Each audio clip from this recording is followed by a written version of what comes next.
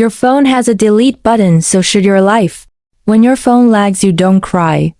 You don't argue with the app, you just hit uninstall. Simple, but when a person lags your life, drains your energy and steals your time, what do? You keep them, you let them stay. You even call them friends. See the problem? Apps waste storage, people waste destiny. Let me tell you something most people never realize. The quality of your life has nothing to do with how many people you have around you. It has everything to do with who those people are. Some people are vitamins, they energize you. Some are viruses, they infect you. And just like in your phone, if you don't delete the virus, eventually the whole system crashes. Now here's the sad truth. Most of you are not losing because of enemies. Enemies are easy, they attack you directly. You see them, you fight back. The real danger is the people smiling next to you, but slowly killing your focus, your energy, your dreams. These people don't stab you in the chest. They drain you drop by drop. Think about it. How many times have you wasted an entire evening because of someone who just loves complaining? How many times have you delayed your goals because of a friend who said, bro, relax, life is short? Enjoy. How many times have you felt guilty because someone else convinced you that your ambition is too much? Listen carefully. Before you build your dream, you must clean your circle. Before you chase success, you must chase away distractions. It doesn't matter how strong your engine is. If you're carrying the wrong passengers, you'll never reach the destination. Listen carefully. Relaxation is good for one evening, not for entire life. Some of you are relaxing at 20, and you'll still be relaxing at 40, with the same broke friends, same cheap tea, and the same stories about how life is unfair. And don't tell me, but I've known them since childhood, or but their family, my friend. Termites also live inside the same house.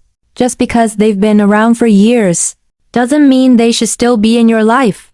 I'll tell you this, show me your 5 closest friends, and I'll show you your next 5 years. If they're broke, you'll stay broke. If they're lazy, you'll stay lazy.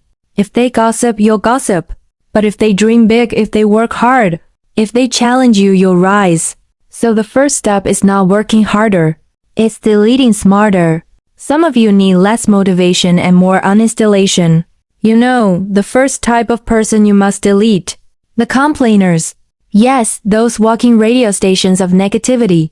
They wake up in the morning, tune into FM 99.9, everything is wrong, and then broadcast the signal to you all day long.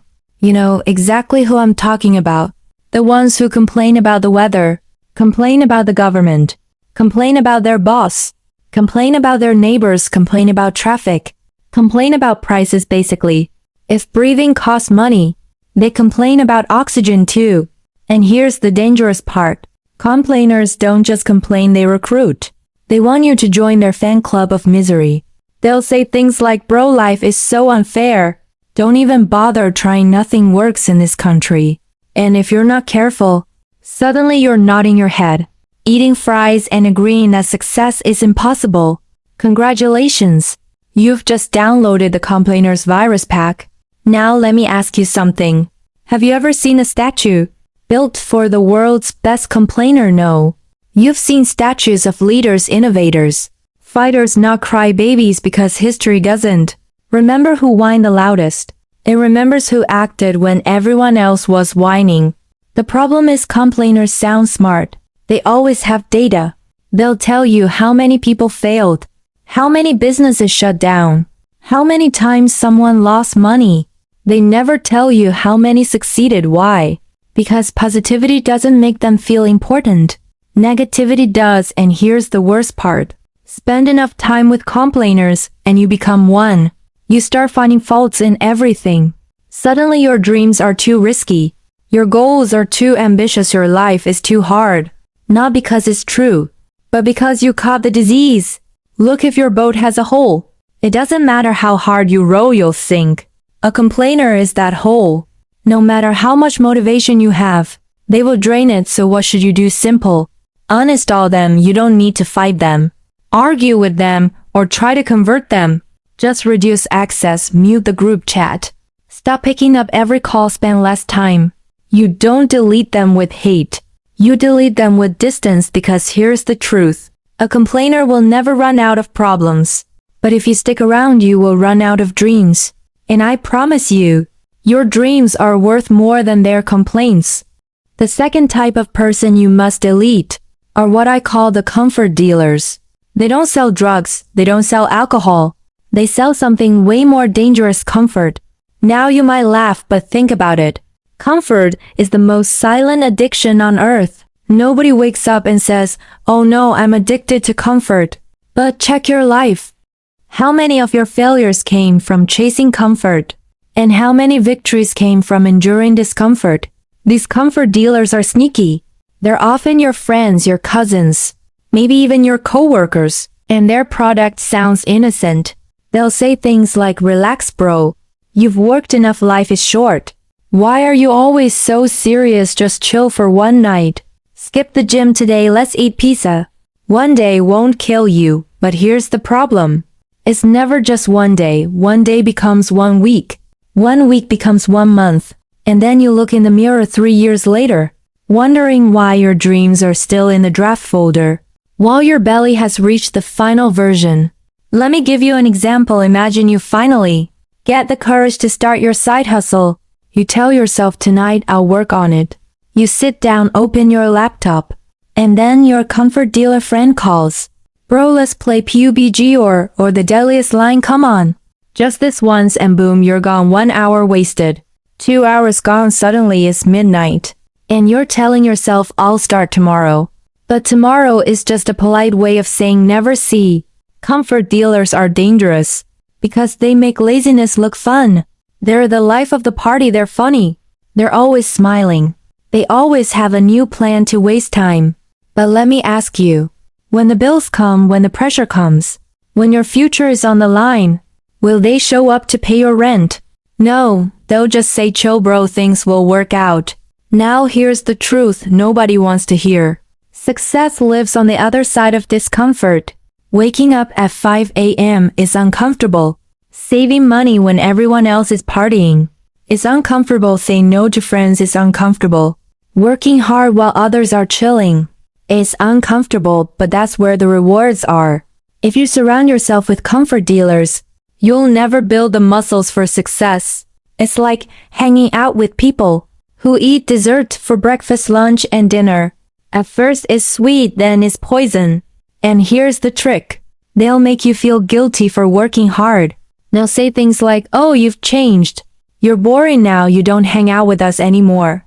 And because you don't want to lose them, you slow yourself down. Let me tell you, this is emotional blackmail disguised as friendship.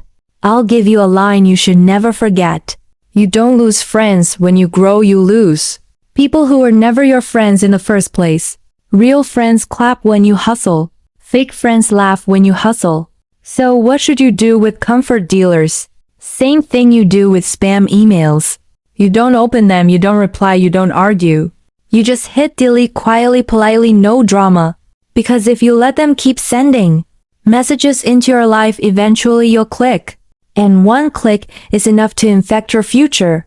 At the end of the day, remember this. You can either live like a warrior or like a tourist. Warriors embrace discomfort. Tourists live for comfort. And I promise you, tourists take pictures, but warriors make history. The third type of person you must delete, and trust me, this one is the most dangerous, are the dream killers. Now let me be clear. A dream killer doesn't always walk around with a knife shouting, "I will destroy your dream." No, they're much smarter than that. They kill your dream with a smile, with a joke, with one simple sentence that looks innocent but hits like poison.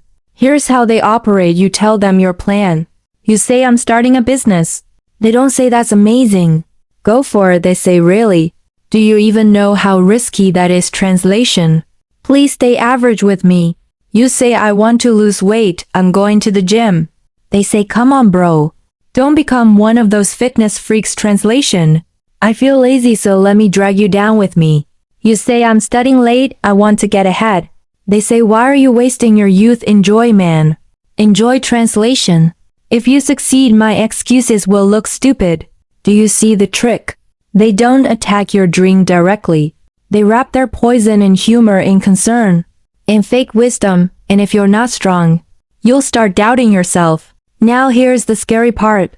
Dream killers are often the people closest to you. Family, friends, people you actually love. And that makes them even harder to delete. Because when a stranger says you can't do it, you laugh. But when your cousin, your best friend, your parents says it, you start to believe it. Let me give you an example. Imagine Thomas Edison's friends when he said, "I'm going to invent the light bulb." I bet at least one of them laughed and said, "Bro, stick to candles." Imagine the Wright brothers saying we're going to fly. Someone must have said, "You can't even pay rent and you want to fly like birds." If they had listened, you'd still be traveling by donkey. Here's the truth. Every big dream sounds stupid at first. That's why dream killers are so dangerous. Because their words sound logical. When your dream is fragile, and most people quit not because they're weak, but because someone close to them convinced them it wasn't possible. Now I'm not saying cut everyone off. You can love people and still keep them away from your dreams.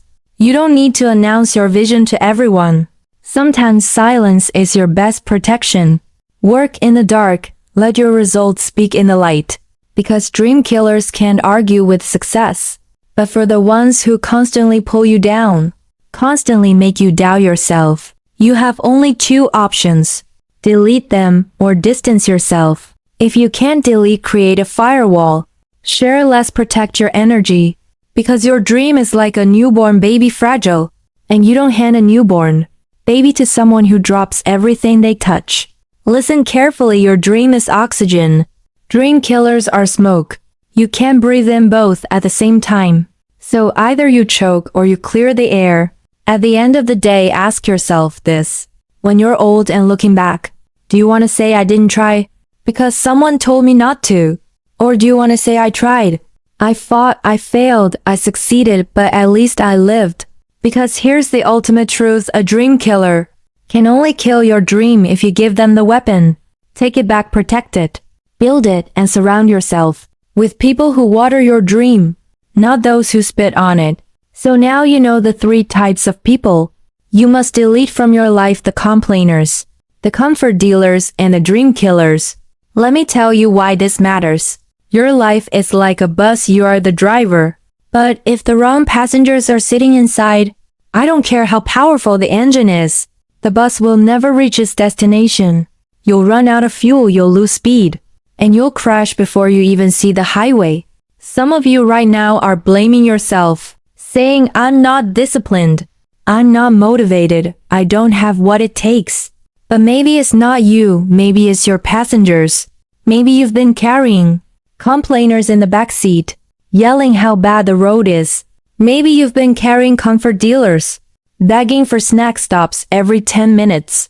Maybe you've been carrying dream killers, screaming turn back, this road is impossible. And because of them you've been driving in circles. My friend, the solution is not to buy a new bus. The solution is to open the door and say please get off. Because when the wrong people leave, the right energy enters. Think about it. Your phone runs smoother after you delete junk files. Your laptop runs faster after you remove viruses. Your room looks bigger when you throw out garbage. So why do you think your life will be any different? Listen, success is not only about what you add, it's also about what you subtract. Subtract negativity, subtract comfort, subtract doubt. And suddenly what's left is focus, drive, and clarity. So from tonight, I want you to do something. Not of goals, not of dreams, but of people. Ask yourself, who drains me? Who distracts me? Who doubts me? That's your delete list. And no, you don't need to fight them, argue with them, or hate them. Just distance yourself quietly, because you don't owe anyone your future. You only owe it to yourself. Remember this. One good connection can change your life, and one bad connection can destroy it. You are not a tree. You don't have to stay rooted in the same place, with the same people forever. Move, grow, evolve. At the end of your life, nobody will remember how many Facebook friends you had, how many WhatsApp groups you were in, or how many nights you spent chilling. They'll remember what you built, who you became, and how you lived. So delete wisely, because sometimes the fastest way to change your life is not by adding something new, it's by removing what should never have been there in the first place. Thank you for listening. And don't forget to like and subscribe, my friends.